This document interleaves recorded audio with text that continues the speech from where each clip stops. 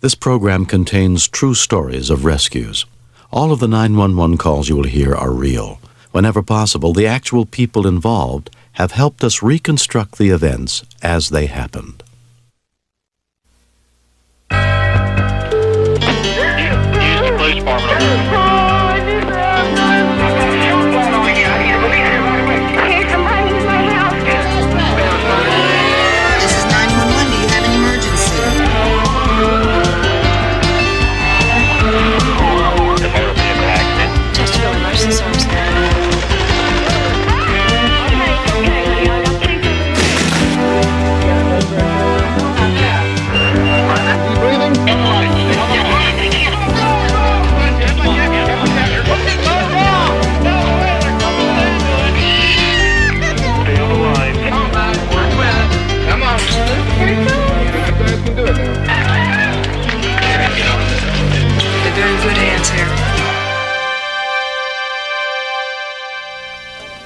When our worst fears suddenly come to pass, we may find ourselves facing challenges that test our will to survive. I'm William Shatner. Tonight, true stories of desperate moments and bonds that will never be broken on Rescue 911. We begin on the cold and blustery afternoon of March 8th, 1993, near Columbia, South Carolina, where a couple of experienced windsurfers were out on Lake Monticello despite a wind chill temperature of 28 degrees.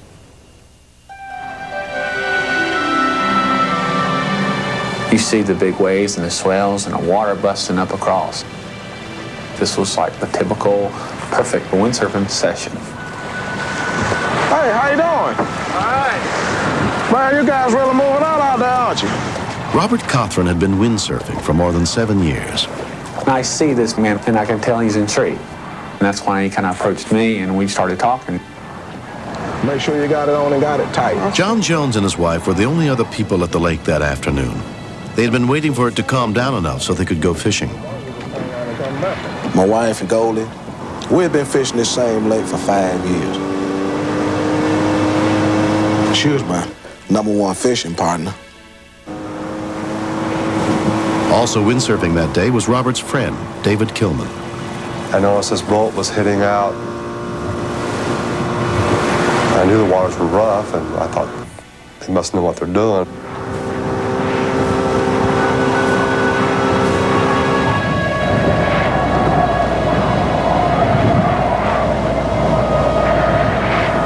When we got out to this certain point, it just got a little too rough. And I told my wife, I says, we're gonna turn around and go back.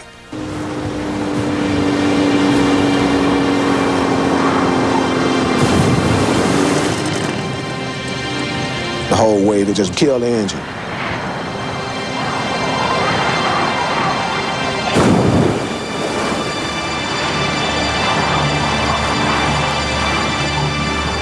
Occasionally I would come back into the shore and I would rest, and I would hear these faint noises, and I would look out in the water and couldn't distinguish where these noises were coming from.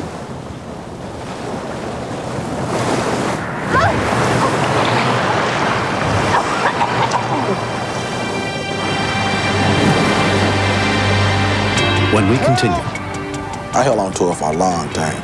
And I think I got so cold, I didn't realize that she wasn't there anymore. Help!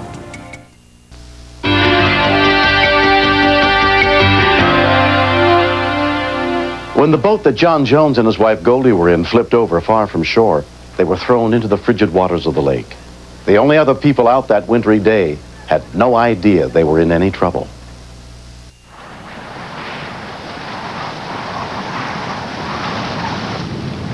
I decided to bring my board and my sail in. And then I heard this noise again.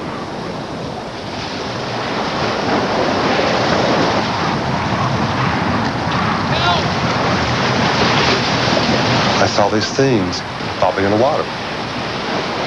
They were probably 200 to 300 yards away.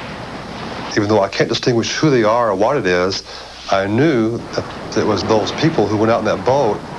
The boat capsized out there. All of a sudden I hear Dave yelling, but when I looked windward, it all came together. Help! I held on to her for a long time. And I think I got so cold, I didn't realize that she wasn't there anymore. I have a car phone, and I phone 911.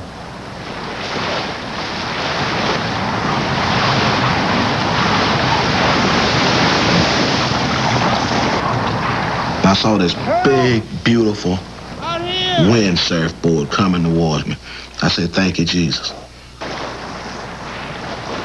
There's 2 victims, and that one is unconscious, laying dead style in the water.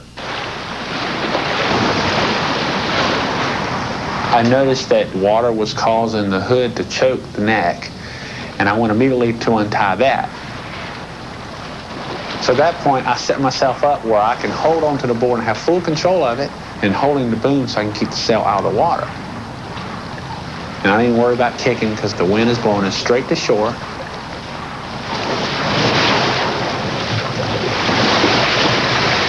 You okay? Okay, you all right?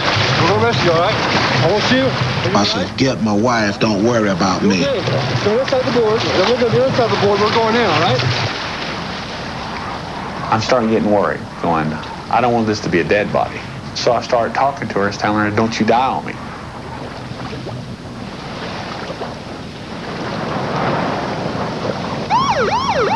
The Fairfield County Rescue Squad had been dispatched, but they were 12 miles away. And I literally could not stand up, so they had to carry me. And I says, my wife, where's my wife? And he says, here she is right here. He says, we're gonna leave you right here at this bush, and we're gonna work on her. Get out of the water. She was blue. I mean, her lips were as blue as I'd ever seen anybody's lips in my entire life. Robert searched for a pulse and listened for respiration. He got none. Check airway. But I'm thinking, I got to do something now. Airway, we gotta start CPR. Arms up. Her lunch started coming up. And I just reached over there and wiped her mouth off and said, Robert, go for it. 2001, 2002, 2003, 2004, 2005. Good day. 2001. It was so much intenseness at one time, I was overwhelmed. My senses were overwhelmed. You all right? 2003, 2004. And I thought she was dead. I just really thought inside myself that this lady has died. 2003, 2004, 2005. You get the bag, I get the draft. 2003, 2004. The first paramedic to arrive at the scene was Steve Wilson. I checked for pulse, and it was a very faint pulse. So we stopped CPR, we put on the monitor, and it showed a heart rhythm. But she still wasn't breathing. You could see relief that we were there in the faces of the windsurfers. All right, breathe. Right. Got good breath sounds? Okay.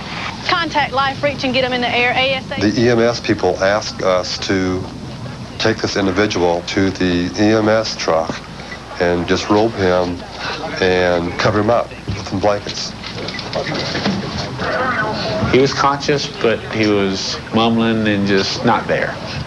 He was right on the stage of going into full hypothermia. One of the rescue squad members notified Life Reach helicopter for us, and they were setting up the landing zone at the ball field. Robert, he was an emotional wreck like me.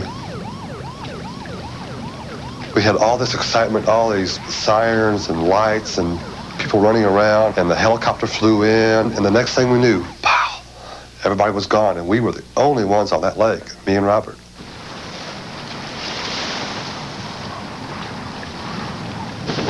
Goldie Jones was transported by Life Reach helicopter to Richland Memorial Hospital and examined by internal medicine resident Oscar Glover. Can you tell me what happened? Can you tell me what happened, ma'am? She was cold to touch. Okay. Her core body temperature when she hit the door of the emergency room was 87.7 degrees, which is extremely low, extremely low. Our immediate response was to treat the hypothermia. She couldn't breathe well on her own. She also got a smell of gasoline or kerosene or something like that, so I don't know if she aspirated some of that too. Okay. All right, 1, 2, 3. It was hard to get oxygen into her lungs. And she did not do well at all on the ventilator. The majority of victims that suffer from near drowning, the mortality comes from pulmonary edema, or fluid in the lungs. Her prognosis was poor. Jones, I'm just going to shine a little light in your eyes. I walked in there, she had all these resuscitator and tubes and stuff running from her. I almost fell out. I did not realize the seriousness of it until I saw her. Then I got scared. As the days progressed, she continued to improve.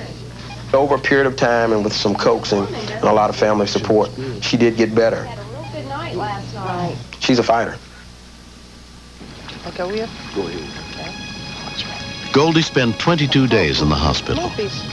She has no memory of what happened that day. Okay, give me a little. I said, John, who? The wind server. He said, that is the one that rescued you. I talked to Robert on the telephone, and he was so happy to know that he was there to rescue me and to save me. I think it was Robert. It's just a miracle that they were there and that they saved my life. But Robert would come out the water. And I knew right there that this woman is like someone I've never met. I could tell she was just a nice woman to be around. I mean, it's like you could not feel tense around this woman. There was just too much love in the air. Yeah. I never thought in a million years that I would be doing CPR on an individual. David. It's made me aware that everybody should learn CPR. It's important. You never know when you may use it. John and Goldie pulled a surprise on us, a token of their appreciation for what we had done for them. I don't say I love men. I went down and had him a trophy made. A plaque for David and a plaque for Robert. It has "To a Friend in the Wind" from John and Goldie Jones. It's a good bond, good friendship. God has given us life. He has brought us closer together. And I think there was a purpose for this. John and I are pals. We kid each other. We joke with each other. We tease each other. We harass each other. We aggravate each other. He snores. She snores too and accused me of snoring all the time. You're supposed to get it on top of the waves. Robert and David. What I think about those skinny guys? Just like brothers. Just like family. I would consider them as part of the family any day to the week. Yes, sir.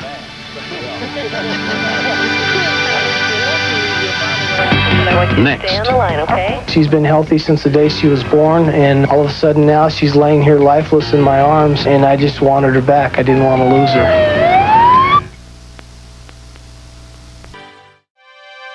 When Randy Chapman received a job transfer in 1992 and moved his family to Colorado Springs, Colorado, he and his wife, Jonna, were excited about the opportunities and challenges their new surroundings would bring.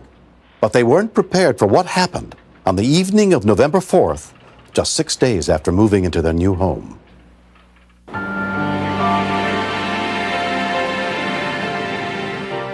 I worked nights, so I went to bed with my son earlier in the evening.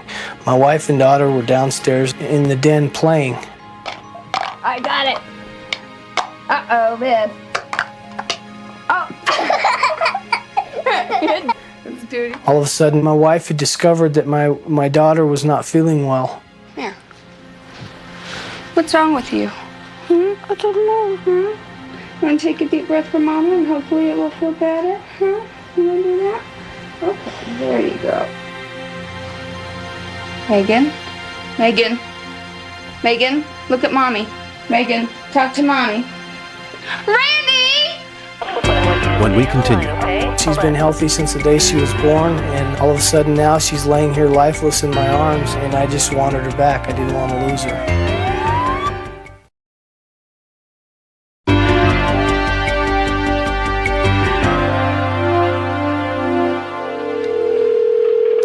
Fire department. What's the problem there? I have a little girl who just turned 2. I just was feeling her forehead, and she was feeling like she had a temperature. My son had also had the flu, so I thought maybe she was coming down with something. I gave her 2 of Children's Tylenol, asleep? Ma'am, we have help on the way. What is your name? Jonna? Colorado Springs dispatcher Marion Druckenmiller took the call. Yes, I do. Okay, what I want you to do is take all her clothes off right now. The woman was real upset, and she was telling me that her baby was convulsing and that she was real red. It's like we can't wake her up. Okay. She's still breathing? Yes, she is. I thought that the baby had a high fever and that she needed to cool it off. Johnny, what else I want you to do is to get a cool rag, a damp rag, and just kind of cool her face off. Okay. And, that's what I want you to do right now. Can you do that? The whole time we're doing this, she's still very much lifeless, no response. I'm going to update my paramedics that are responding out there, okay? And they're going to be there just as soon as possible, but I want you to stay on the line, okay? Hold on. I had no idea what had happened because she's been healthy since the day she was born, and all of a sudden now she's laying here lifeless in my arms, and I just wanted her back. I didn't want to lose her. Okay, John, I'm back with you. How is she doing? This is Randy. Okay, all right, Randy, they're out front right now. I'm going to go ahead and let you go, and they're going to take real good care of her, okay? Okay. All right, bye-bye. The Colorado Springs Fire Department was the first to arrive on the scene, including firefighter EMT Bud Widmar. Fire department. Nobody would answer the door. Fire department. See anybody? We couldn't hear anybody inside, and we beat on the door, told them it was fire department. Fire department. And the longer we waited, the more we were getting concerned that something wasn't right. Just about time we were getting ready to force entry, the dad came in the door with a girl in his hand. Hi, what's going on? But he wasn't acting right, which was strange. He was just like in a stupor. And I told Brian, I said, this has all the symptoms of carbon monoxide. Let's get him out of here and get him out now. Paramedic Brian Moffitt rushed 2-year-old Megan to the waiting medic unit. Carbon monoxide is odorless, tasteless. It's not something that you can detect. It's a very dangerous atmosphere. Really, your only treatment is to put the patient on high-flow oxygen and then take him to the hospital. John, get the windows. Got the windows. This was a very dangerous situation because of carbon monoxide. Kills within minutes. Jonna! Oh my God. Somebody help! Come on, wake up. What do we got here? I told him to get out of the house 3 or 4 times, but he didn't want to do that. And then my concern went to the 7-year-old boy.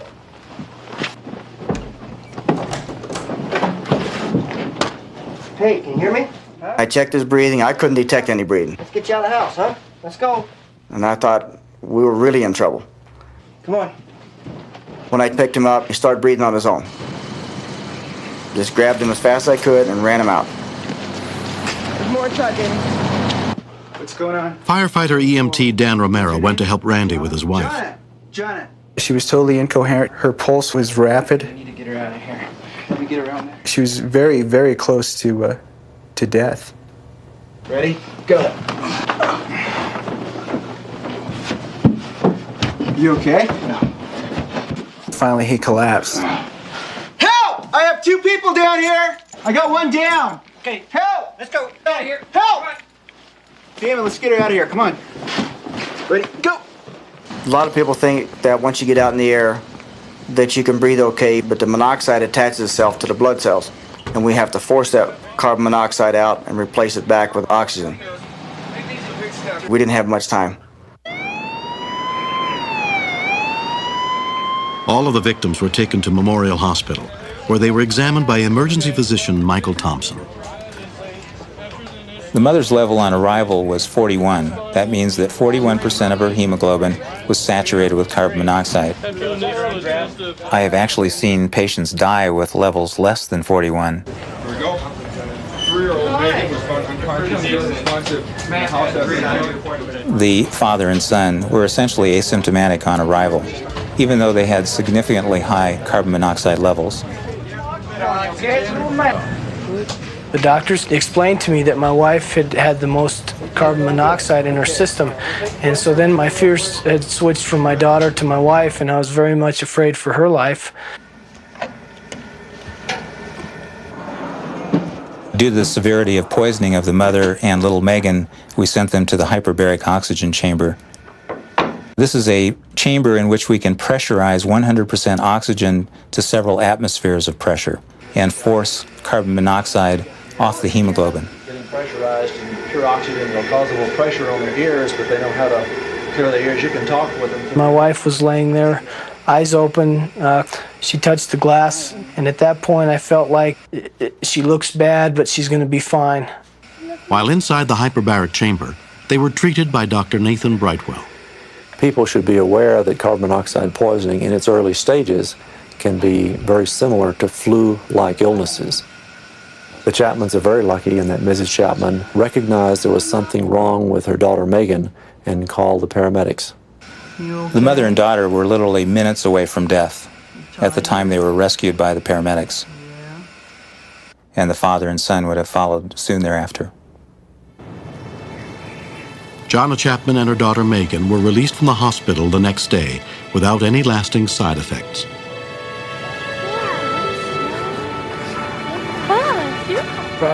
You try and take every precaution possible to make sure your family and your children are safe. And to have something like this that you cannot detect come in and almost wipe your family out was the scariest thing that could have ever happened to us. Good. I could not imagine what would have happened that night had we not had 911. So I always knew how important it was, but now they're a lifesaver. Home heating systems and fireplaces need to be inspected regularly. The poisoning occurred because the Chapman's furnace wasn't properly vented. We've had a fresh air return put into the furnace room. We've kept the window cracked like we were told by the fire department. And we've purchased carbon monoxide monitors. It was really scary because when I woke up in the ambulance, I thought my sister was gonna die. I would have missed having a little sister because I love her more than anything. Recently, the Chapman family met the rescuers who helped save their lives that winter night. It was a really neat feeling to be able to hold the little girl Megan and to be able to look at her and know that she was not going to suffer any ill effects from this, and that she was going to be able to go on to lead a fulfilled life. They handle it so wonderfully and so professionally, and yet with such care, that they're just wonderful men. And we really appreciate it. What greater gift could anybody get than to have their family given back to them after coming so close to losing all of us? I'll show you too. Next. She was well beyond the golden hour, so we knew we were fighting time and fighting shock. And at this time, I really didn't know whether we could save her or not.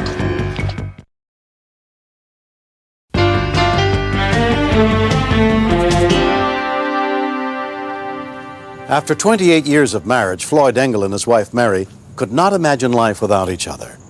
On June 23, 1992, in Napoleon, Indiana, Floyd began his day never thinking that this might be the last morning they'd share together. Hey. Oh, what is it? Oh, That morning we got up and ate breakfast. you have a good day. I kissed her goodbye. Okay, well, take it easy. Bye-bye, sweetie. That's pretty much a tradition. Every weekday morning, Mary left for work early enough to drive the 16 miles into town by 8 a.m.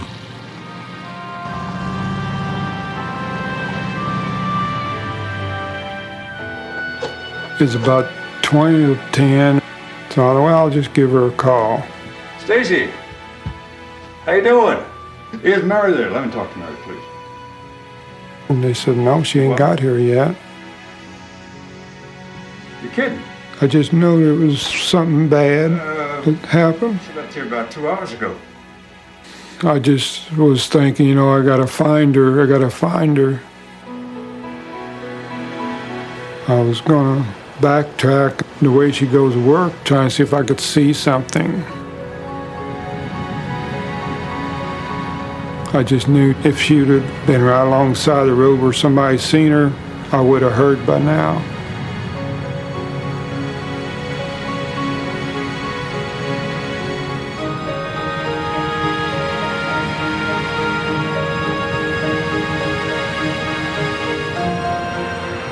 As I was coming around the curve, I seen skid marks.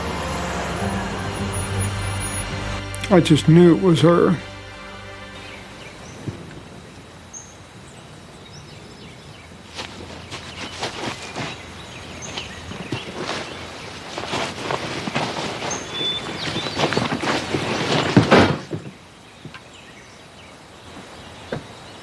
I couldn't find her in the car. I thought, oh God, she got thrown out too. As I was hollering for her, I heard a low faint moan. I could see her laying down by the creek.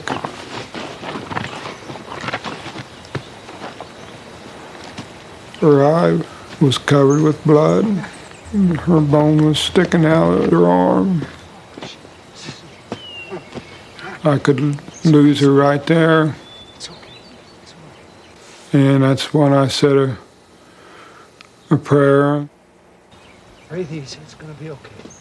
It's okay. I heard a couple cars go by. Hey, I'm down here! They couldn't hear me. I didn't want to leave her there, but I had to get help.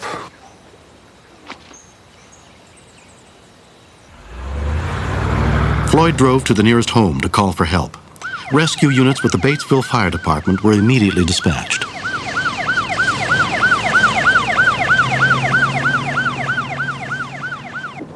Ripley County, 69-3. As soon as Ripley County Sheriff's Deputy Bill Davison got to the scene, he radioed for the extrication unit.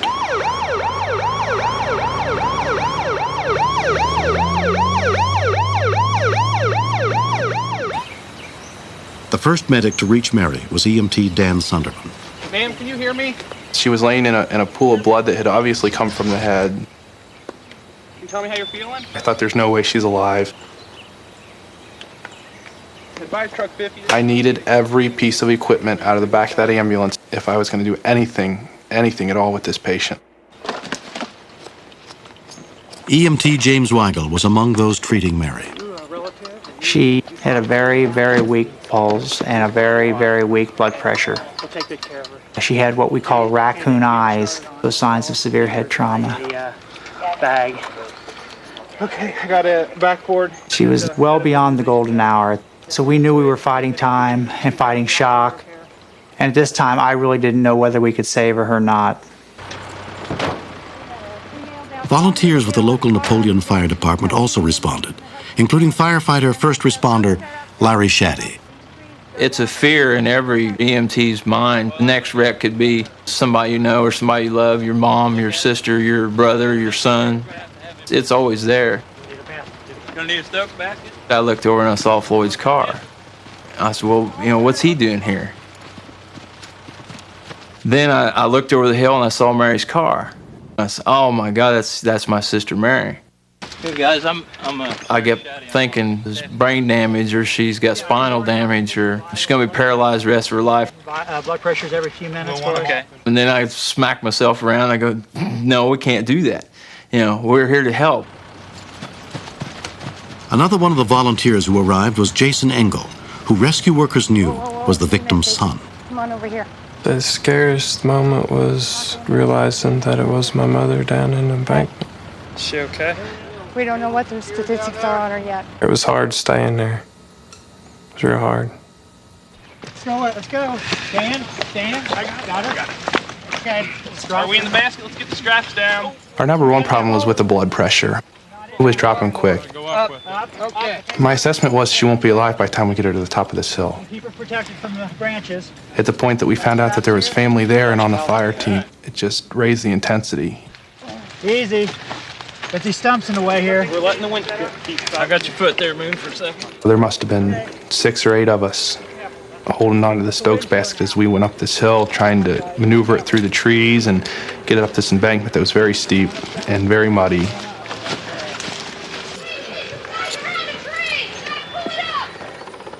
By this time, more than 3 hours had passed since Mary's accident.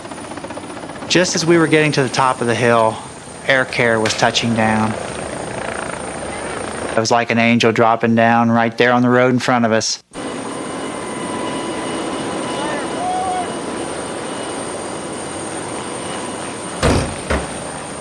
The worst part was going to the hospital because I didn't know what to expect. I didn't know she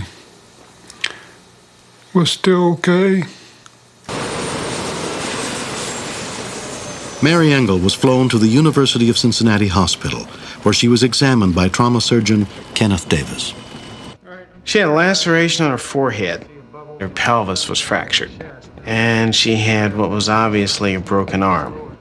But the life-threatening part of her injuries was her stomach was in her chest as a result of her diaphragm being ruptured.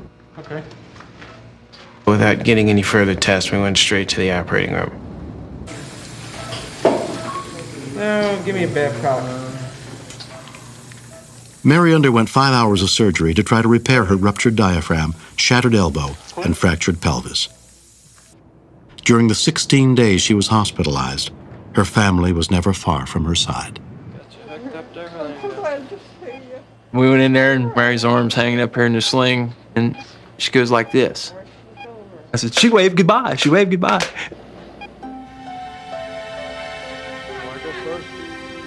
One year later, Mary is still undergoing treatment for some of her injuries.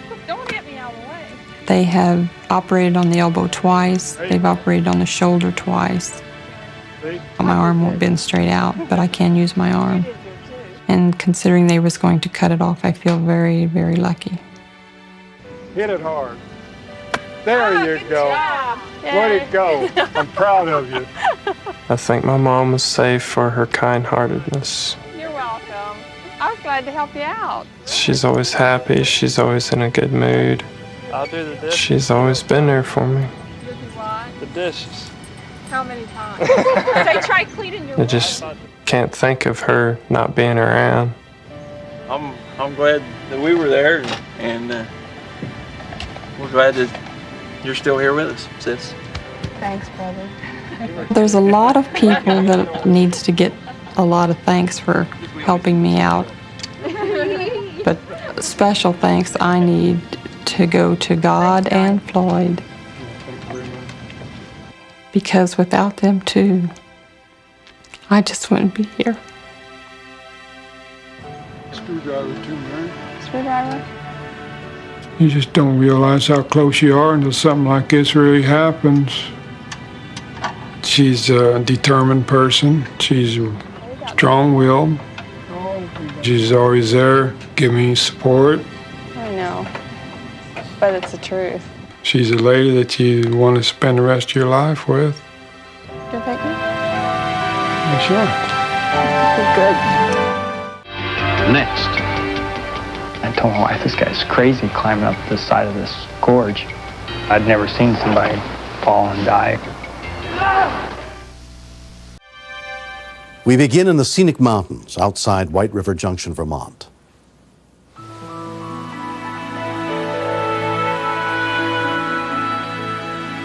Every year somebody usually dies in the gorge. There's about 163-foot drop on both sides, which is vertical. And one wrong move, and it could end your life.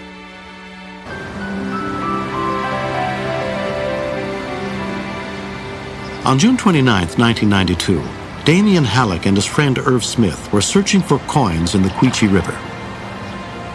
I've got one. It's about a 62. People have been throwing coins from the bridge for years. Find anything yet? Yeah, mostly just rocks and mud. Where we were searching, those coins were getting kind of scarce. So Damien just kind of wandered off. I figured he was just going to look at another place.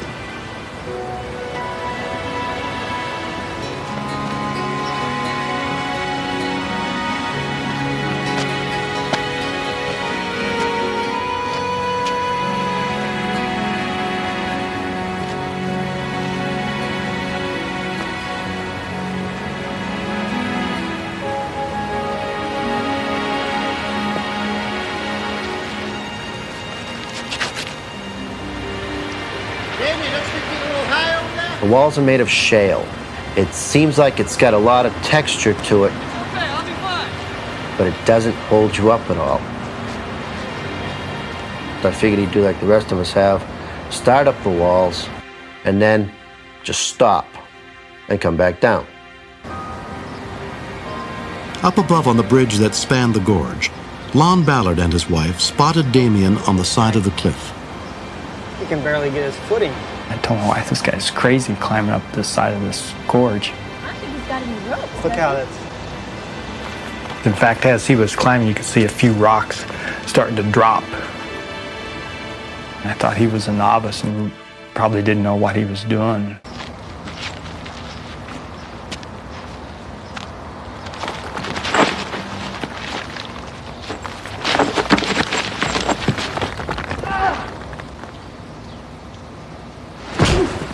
Seeing him fall was the absolute worst. I honestly thought that there was a major puddle of blood on the other side with him just all broken up. We'll call for help! We thought that he was dead because, you know, it was such a hard hit and he hit head first. I'd never seen somebody fall and die. When we continue. When I looked into his eyes, it was like he wasn't there.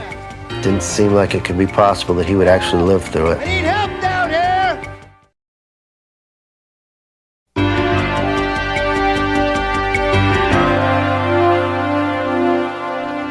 When Damien Halleck fell 40 feet down the shale cliffside of Quechee Gorge, bystanders on the bridge above ran for help, while Damien's friend Irv Smith rushed to his aid.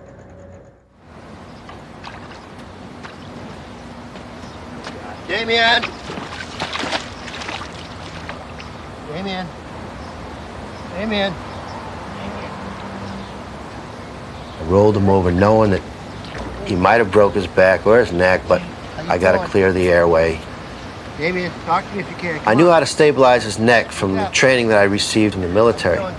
However, I felt that he would be paralyzed. Get something to cover that wound you got on your head, okay? I'll be right back. There was an awful lot of blood coming mostly from his head. Someone help us, please! Someone help!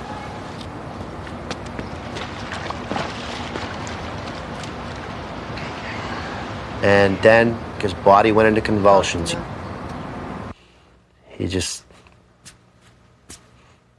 didn't seem like it could be possible that he would actually live through it.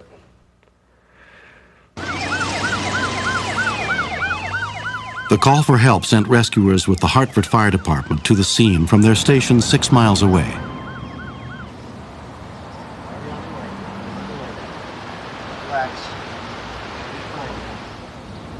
When I looked into his eyes, it was like he wasn't there.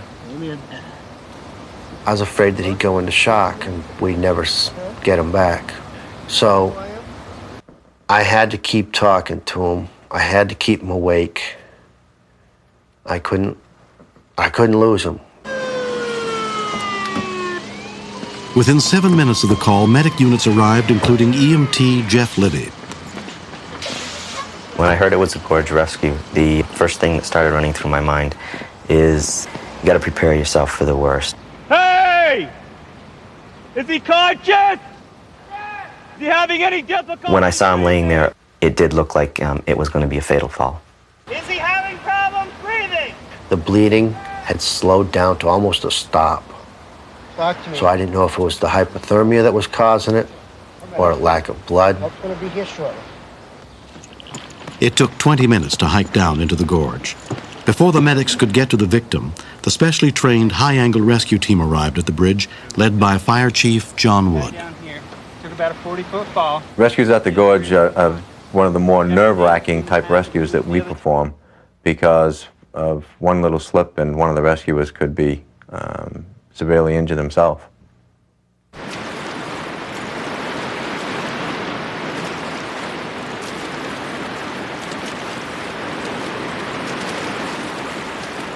When the paramedics arrived, I just had a terrible weight lifted off my shoulders. How's he doing? When I'm looking at this person, he's not moving any of his extremities. The chances are, with a 40-foot fall, that he could be paralyzed. At that time, they sent us 6 more rescuers down and a Stokes stretcher. Lowering it. Good. All right. He was talking very deliriously. He wanted to know if he was going to die, and we have to try to downplay that to try to get him to talk to us, try to get him not to think of those things. Hold that. Chief Wood decided it was too risky to attempt to lift Damien up the 160 feet to the bridge. So the firefighters had to carry him back up the trail.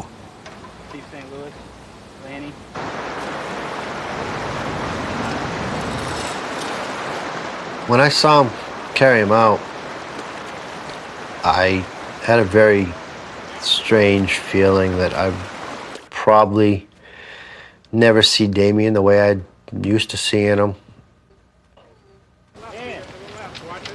The fear of it all was finally starting to catch up to me.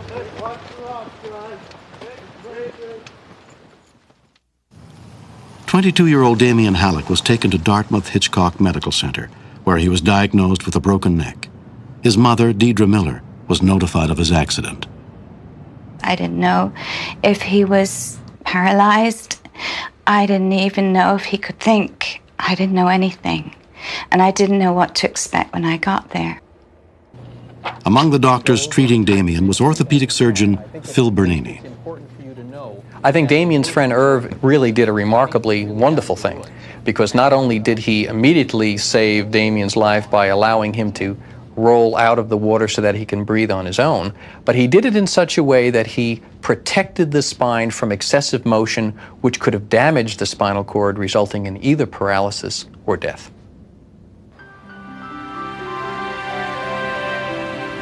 One year later, Damien has completely recovered from the injuries he suffered in the fall.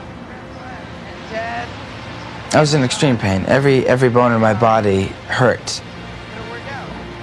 I had the fear of not walking again, but I had the hope that everything would be all right. I'm absolutely amazed that he's doing as well as he is. His attitude has changed a lot. He's a lot more careful on what he does. We went down to the Quechee Gorge on the exact same day that the accident happened a year ago. And he just looked at the wall and he didn't say anything. I'd like to know what he was thinking, but he wouldn't tell me. You know, he just left it at that. And it's great to have him back. It's just great. If I have any advice to give to people, think about all the things that you've done in your life, everything that you've enjoyed doing. Imagine now that you can't do any of those. Imagine that you can't do any of those. You are now on a bed, you're now in a wheelchair, you are now relying on other people to do things for you.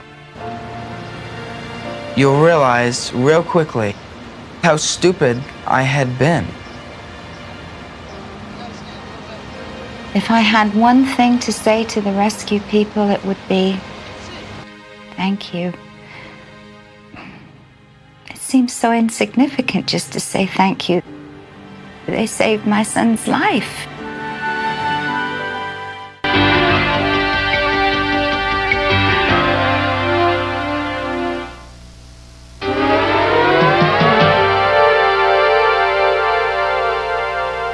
Many areas around the country cannot afford full-time rescue personnel and must rely on trained volunteers to respond to emergencies. Find out how you can get involved and make a difference in your community. This series is dedicated to all the men, women, and children who answer our calls for help and are there when we need them most. I'm William Shatner. Join us again next week for more true stories on Rescue 911.